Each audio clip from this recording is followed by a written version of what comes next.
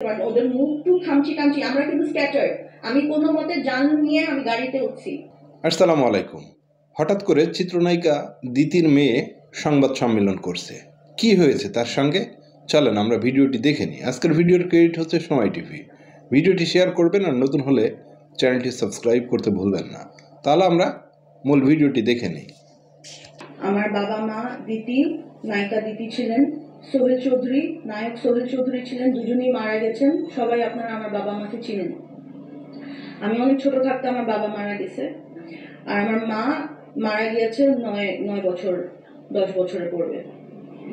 আমার বাবা মা মারা যাবার পর থেকে আমার একটা ভাই, শুধু আমার একটা ভাই, সেই ভাই আমার সাথে নাই এখানে। আমার ভাই বিদেশে থাকে। আমার দেশে আপনারা সবাই আসছেন, আপনারা দেখতে পারতেছেন। আমি থাকি হইলো আমার কাজের লোকদেরকে নিয়ে, আমার স্টাফদেরকে নিয়ে থাকি। ওরাই আমার পরিবার, আমার সাথে আর কেউ নেই। এটার যে রিয়ালিটি, এটা সবাই এত বছর ধরে যারা আমাকে চিনে তারা সবাই আমার রিয়ালিটিটা কি জানে। এতগুলো বছর আমি এখানে একা থাকি। আমার বাবার সাইডের জায়গা জমি, আমার মায়ের সাইডের জায়গা জমি আমি সব একা দেখি। সবাই জানে যে আমার বাবা নাই, আমার সাথে আমার কোনো ভাই নাই, আমার হাজবেন্ড নাই, আমি আনম্যারিড। এবং এটা জেনে বিভিন্ন মানুষ এত বছর ধরে, যখন যে পলিটিক্যাল পাওয়ারে থাকে তখন সে আমার উপর চড়াও করে।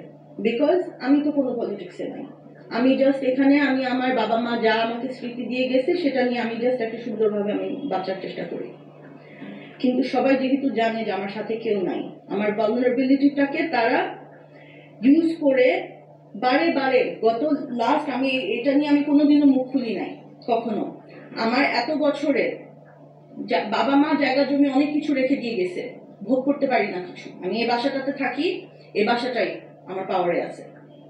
এর বাইরে আমার কোনো জায়গা থেকে, কোনো বিল্ডিং থেকে, মানে আমি যেটা আমার পাওয়ার কথা এগুলো আমরা কিছু পাই না। আর এটা আমি ফাইটও দিতে পারি না, কারণ আমি একা মেয়ে, আমি এগুলো তো শিখিও না। আমার বাবা মা আমাকে অন্যভাবে বড় করেছে, আমাদেরকে যেভাবে করে বড় করেছে। আমি তো গুন্ডামি শিখি নাই, আমি তো কোনো রকমের নাটক, ব্লাফ, চিটারি, ব্রাইবিং এগুলো তো আমি শিখি নাই, এগুলো আমি পারি না। আমি হিমশিম খাই। আমি নিজের মতো, আমি সিম্পল ভাবে আমি আমার বাসায় থাকি, আমি কারোর সাথে মিশি না, আমি কোথাও যাই না।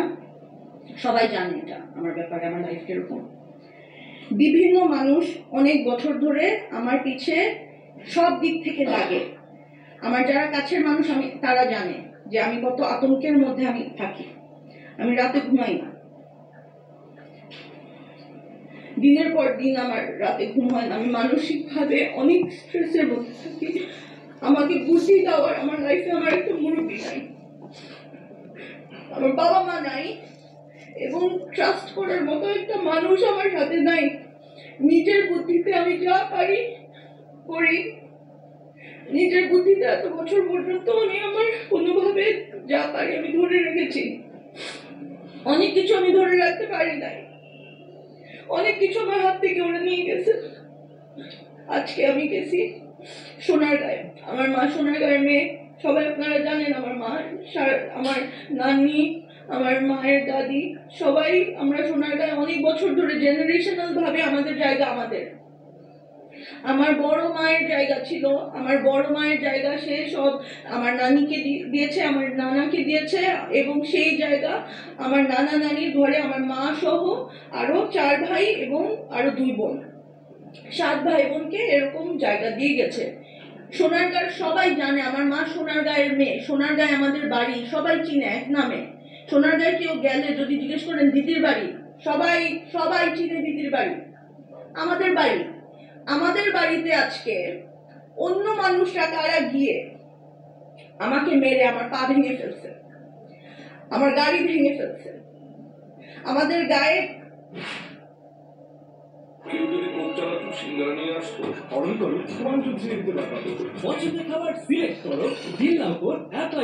বড় বড় ইট।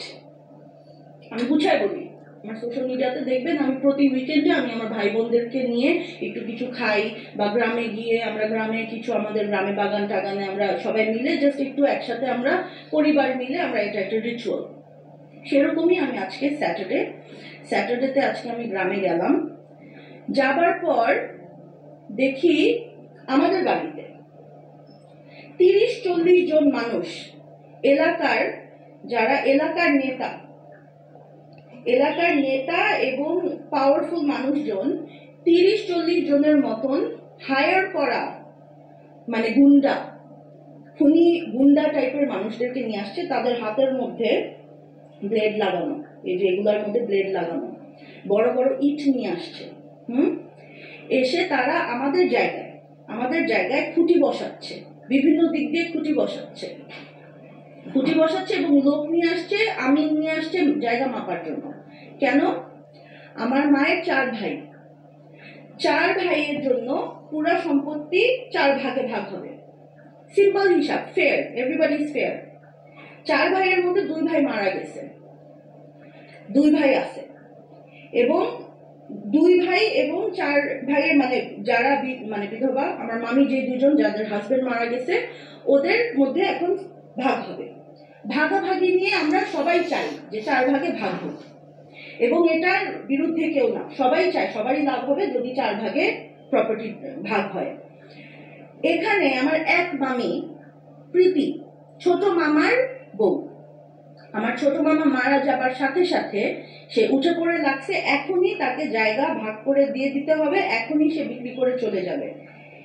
এত জলদি তো আমাদের এখানে কিছু হয় না, আমরা চাইলেও হয় না। Please don't interrupt. আমার মাথায় চলে যায়, ফ্লো চলে যায়। হ্যাঁ, he needs to be quiet.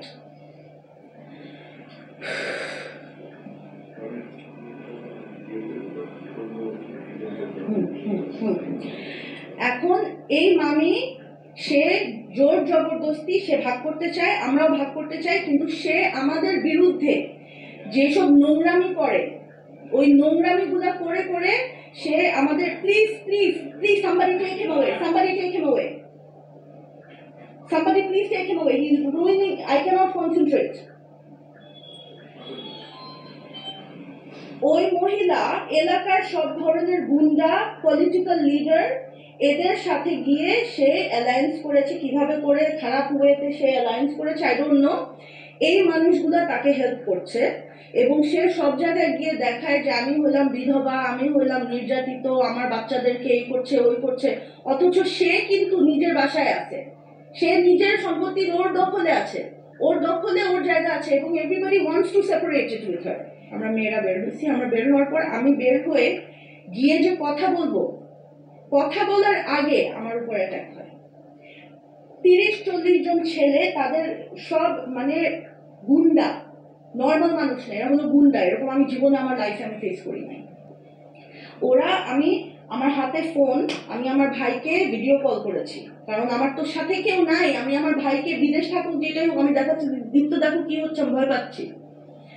Video call করেছি, ওরা আমার রেকর্ড কেন করছে, আমার ফোন টেনে আমাকে মানে আমার কাপড় চোপড় আমি বদলাইছি, আমার কাপড় চোপড় ছিঁড়ে ওরা ফেলে দিয়ে, আমাকে ধাক্কা মেরে ফেলে দিয়ে আমার ফোন একজন নিছে। ওই একজন, ওকে ধরতে যাচ্ছি আমি, ওর হাতের থেকে আরেকজনের হাতে ফোন যাচ্ছে, আরেকজন এসে ফোন নিচ্ছে, ওরা আমার ফোন নিয়ে তারপর আমার ফোন ঘাটছে। একটা মেয়ে আমার ফোন নিয়ে তারা এরকম ঘেটেছে।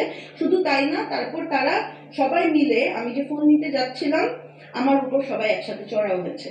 এবং তখন এলাকার যারা মুরব্বী, আমি তাদের নামও জানি না, কিন্তু নেতা, তারা নাকি নেতা, কি ধরনের নেতা আমি জানি না, বাট কি নাম, ওই যে নেতার নাম কি, মোশাররফ, হ্যাঁ মোশাররফ, একজন হলো মোশাররফ। আমি লোকটাকে এত আমি সম্মান দিয়ে আমি ওনার কাছে গিয়ে বলছি যে মোশাররফ মামা, আপনার কথা অনেক শুনছি, প্রথম দেখা হলো আপনার সাথে। আমি সুন্দরভাবে আমি ওদের সাথে কথা বলার চেষ্টা করতেছি, কারণ আমরা তো গুন্ডা না, আমরা কি গুন্ডামি করতে পারবো নাকি?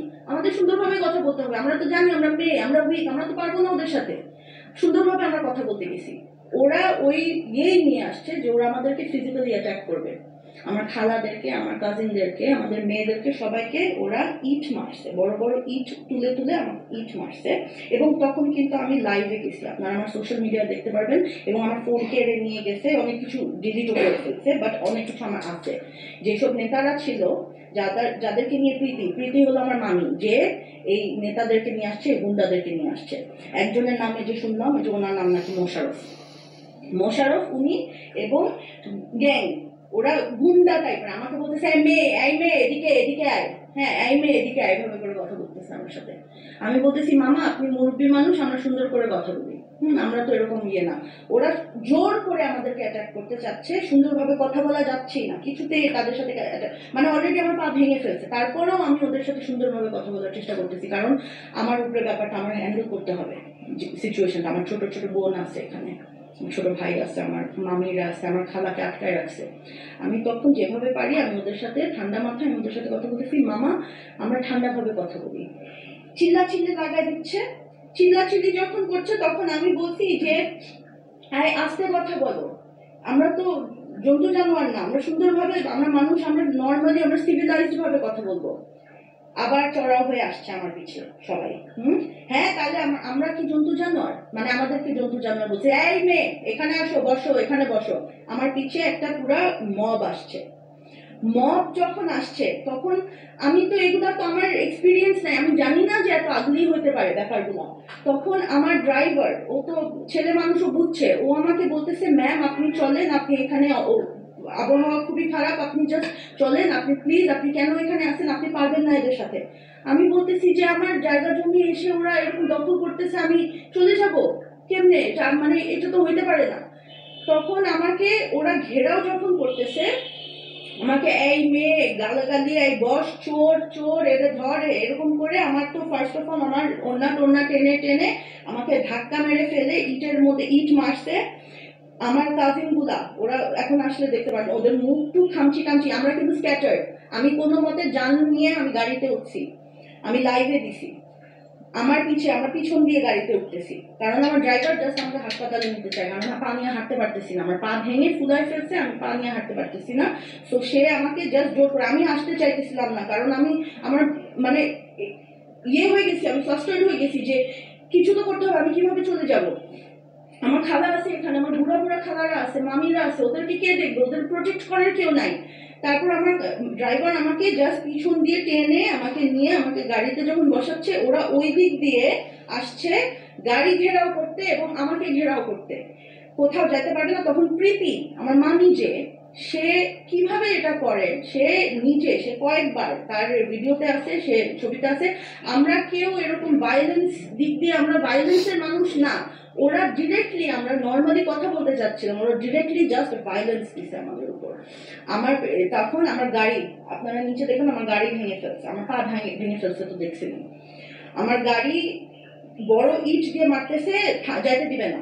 আমি তখন আমার ড্রাইভারকে বলছি জাস্ট যাও, বিকজ ওরা এখন আমাদেরকে মারতে আসছে, ওরা লিটারালি অস্ত্র টস্ত্র নিয়ে ওরা আমাদেরকে মেরে দখল করে, ওরা এই প্ল্যানিং নিয়ে তারা আসছে। আমার এই সময় আমার এত ভয় পেয়ে গেছি যে আমি কখনো এত বছর ধরে আমি একটা সাফার করছি, আমি এগুলো কখনো সোশ্যাল মিডিয়াতে আমি এগুলো দেই নাই। বাট এখন আমি দেখতেছি যে আমার কেউ নাই, আমি জাস্ট কেউ নাই, আমাদের পাশে একটা মানুষ নাই, যেন তেন মানুষ এসে আমাদের পৈতৃক, আমাদের জেনারেশনাল, আমাদের নানাদের, আমাদের নানিদের, আমাদের বড় মাদের, এইসব জায়গায় আমার কেমন লাগে। আমি ছোট থেকে আমি সোনারগাঁ দেখে আসছি, এখানে তারা গুন্ডারা এসে আমাদের জায়গায় এসে আমাদের জায়গায় খুঁটি দিচ্ছে, আমাদেরকে মারতেছে, আমাদের মেয়েদেরকে মারতেছে, আমার মামিদেরকে মারতেছে, আমার মামির চুল ধরে এভাবে করতেছে, আমার খালার হিজাব টেনে খুলে ফেলতেছে। এরকম ধরনের ভয়ঙ্কর পরিস্থিতি, ছেলেরা, এরকম ছেলে মানুষরা এসে এরকম এই ধরনের এগুলা করতেছে। তখন জাস্ট আমি কোনোভাবে আমি আমার যান নিয়ে গাড়িতে উঠছি, আর আমি আপনাদেরকে এই বললাম এই হচ্ছে। আর রাইট নাও আমার খালাকে ওরা আটকায় রাখছে, আমার খালাকে আমি বের করবো কিভাবে আমি জানি না, আমার খালাকে ওরা আটকায় রাখছে, এবং সে একটা অসুস্থ রোগী, এবং বাকি যারা সবাই আছে তাদেরকে এরকম সবাইকে ধরে নিয়ে যাবে হুমকি দিচ্ছে, সবাই বিভিন্ন জায়গায় ছিটে গেছে। আমি জানি না আমার ফ্যামিলি কোথায়, আমার খালা কোথায়, আমার মামি কোথায়, আমার ছোট বোনরা কোথায়, আমি কিছু জানি না। ওদেরকে আমি কন্ট্যাক্ট করতে পারতাম, কোথায় আছে আমি জানি না, সেফ আছে নাকি। আমি জাস্ট আসছি, আমার কারো বলার কেউ নাই, আমি কোনো দিকে আমার কোনো মুরব্বি নাই, কেউ নাই। ভিডিওটি দেখলেন, আপনার মতামত কমেন্ট বক্সে কমেন্ট করে জানাতে পারেন। আমি আসলে এখানে কোনো কথা বললাম না, কোনো আগামাথায় আমি পাইলাম না। ভিডিওটি শেষ করলাম। সবাই ভালো থাকবেন, সুস্থ থাকবেন। আসসালামু আলাইকুম।